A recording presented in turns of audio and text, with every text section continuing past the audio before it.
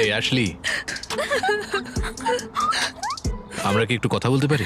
আমার সময় চাই। ঠিক আছে, তুমি রেডি হয়ে বাইরে এসে আমার সঙ্গে কথা বলো। আমার কাছে আই ড্রপ আছে। ষড়যন্ত্র করা তো এবার আমি শুরু করব। আমি জানি আমি যা করেছি তার জন্য তুমি আমার উপর বিরক্ত। মুভ অন করাটা তোমার জন্য খুব একটা সহজ হতো না। থ্যাংক ইউ এটা বলার জন্য। আর যখন অন্য মেয়েরা অ্যাশলির পারফরমেন্স উপভোগ করছিল, তখন অ্যালিসের মনে অন্য কিছু চলছিল। ও তখনও পর্যন্ত বেশ চুপচাপ ছিল, কোনো কথা বলেননি। এটা দেখতে যতটা সহজ ততটাও সহজ নয়। এখানে প্রচন্ড ঠান্ডা, আমি কয়েকদিন স্নান করিনি, আর আমি ঠিকঠাক ভাবে খাইও নি।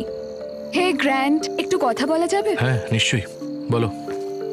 আমি এই চ্যালেঞ্জে এসেছিলাম এটা ভেবে যে আমি মানসিক দিক থেকে ভালো থাকবো, কিন্তু এটা হয়নি।